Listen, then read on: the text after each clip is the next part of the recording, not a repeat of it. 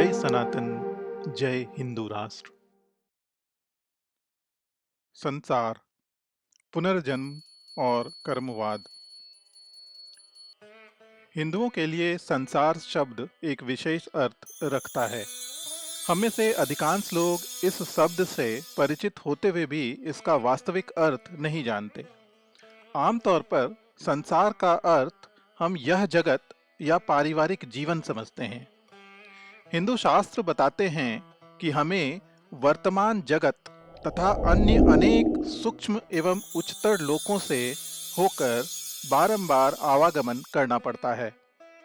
जीवात्मा के इस बारंबार गमन या संसरण को ही संसार कहते हैं।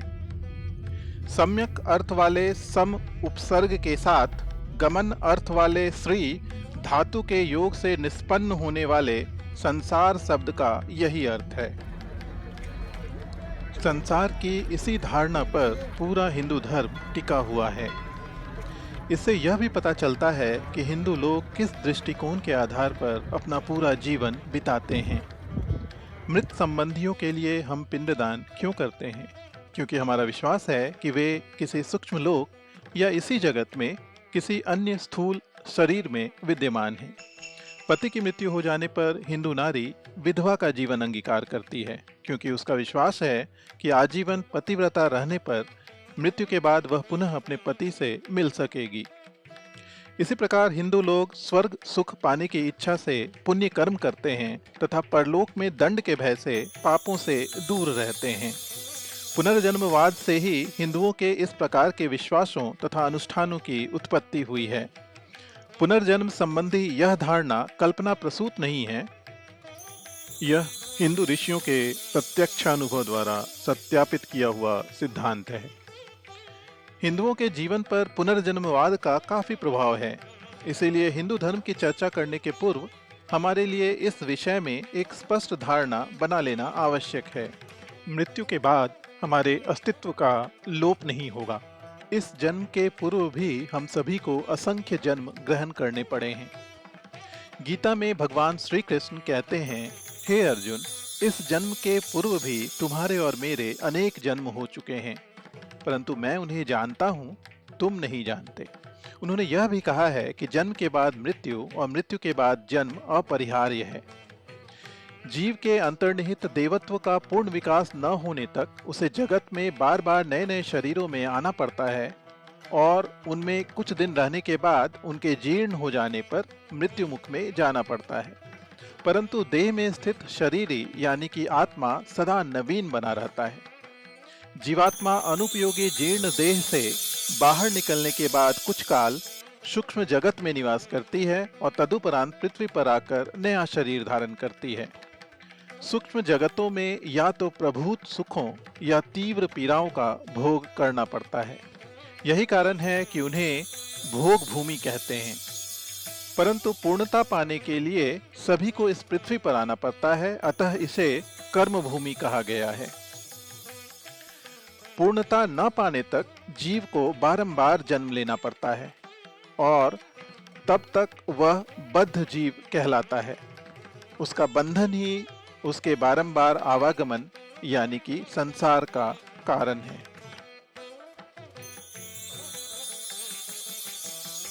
प्रत्येक जन्म में हमें नया शरीर मिलता है। स्थूल पदार्थों से बना होने के कारण इसे स्थूल शरीर भी कहते हैं।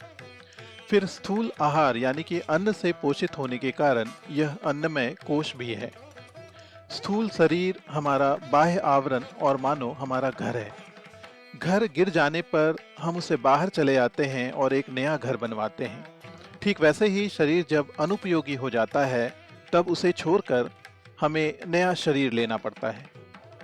गीता में शरीर की वस्त्र से उपमा दी गई है। जैसे कपड़ा फट जाने पर हम उसे फेंककर नया कपड़ा पहनते हैं, वैसे ही शरीर के जीर्ण होने पर हम उसे छोड़कर एक नया शरीर धारण करते हैं।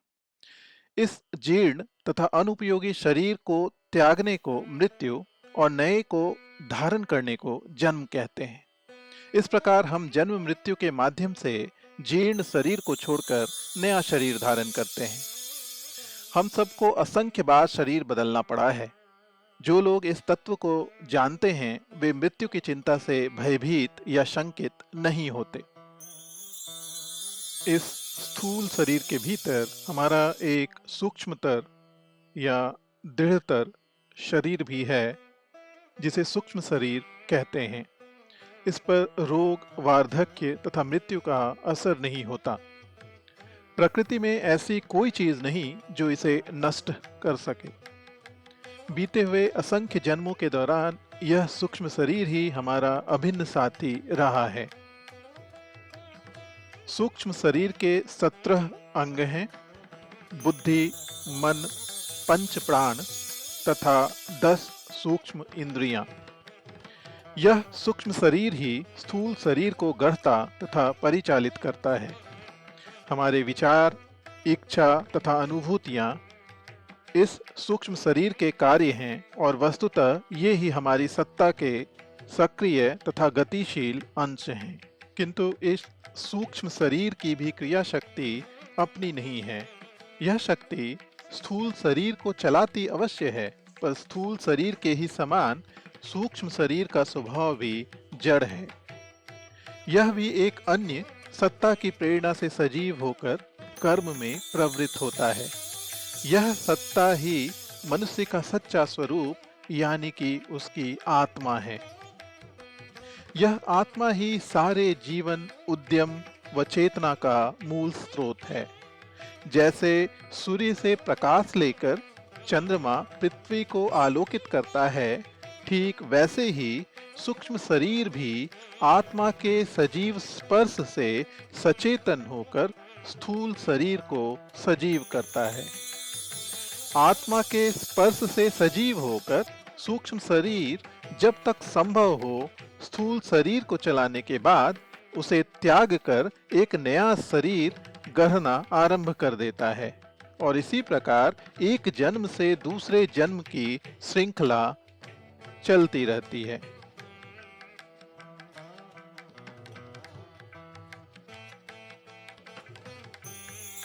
कर्मवाद। परंतु मनुष्य को बार बार क्यों जन्म लेना पड़ता है? इस विषय में हिंदू शास्त्रों का उत्तर बिल्कुल स्पष्ट है।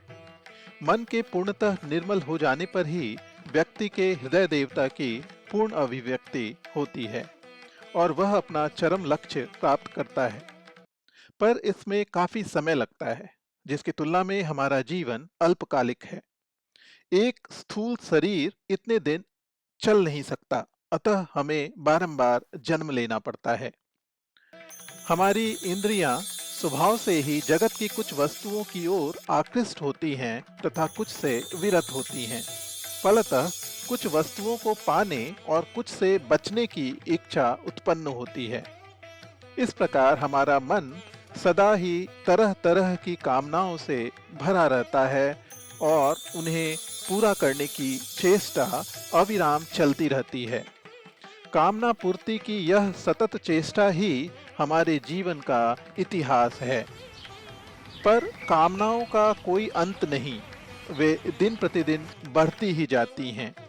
एक कामना पूरी होते ही इंद्रियों की भोग लालसा और तीव्र हो जाती है। इसी प्रकार नई नई कामनाएं पैदा होती रहती हैं। इन्हीं अनंत दुर्निर्वार कामनाओं की पूर्ति के लिए हम तरह तरह के कर्मों में जुटे रहते हैं। कामनाओं को पूर्ण करने के लिए हम जो भी कर्म करते हैं उनका फल होता है सुख या दुख। भले कर्मों का फल सुख तथा बुरे कर्मों का फल दुख होता है। प्रत्येक कर्म यथा समय अवश्य फलदायी होता है। चूंकि सामान्यतः मनुष्य में भली व बुरी दोनों तरह की ही कामनाएं होती हैं, अतः उसे भले व बुरे दोनों प्रकार के कर्म करने पड़ते हैं और इसके फलस्वरूप उसके सुख दुख का बोझ बढ़ता जाता है।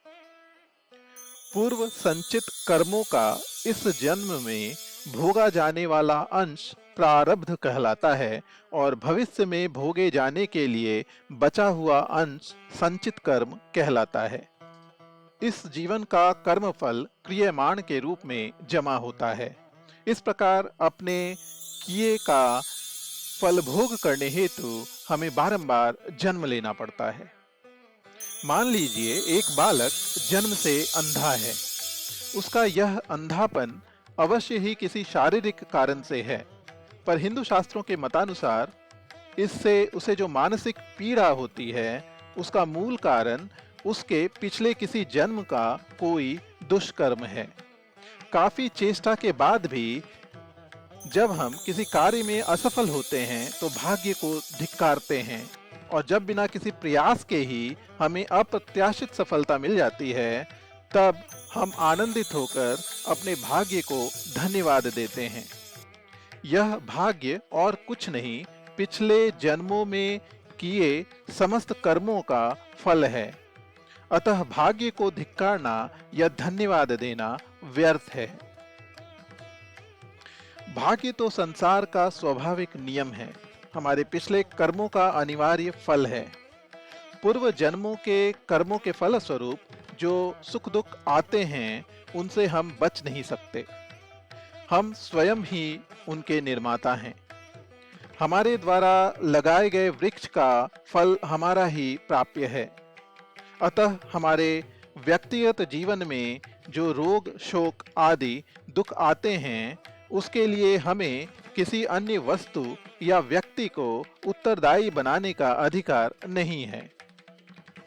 परंतु एक कार्य हम कर सकते हैं, और वह यह कि यदि हम चाहें तो हमारा भावी जीवन सुखी हो सकता है। हमारा भावी जीवन पूर्णतः हमारे वर्तमान जीवन के कर्मों पर निर्भर करता है। हमारे ही हाथों में अपने भविष्य के निर्माण की क्षमता है। यदि हम शास्त्र निषिद्ध बुरे कर्मों को छोड़कर शास्त्र निर्दिष्ट भले कर्मों में प्रवृत्त हो जाएं, तो हम निश्चित रूप से अपने भावी जीवन को सुखी बना लेंगे। संक्षेप में कर्मवाद के विषय पर हिंदू शास्त्रों की यही शिक्षा है।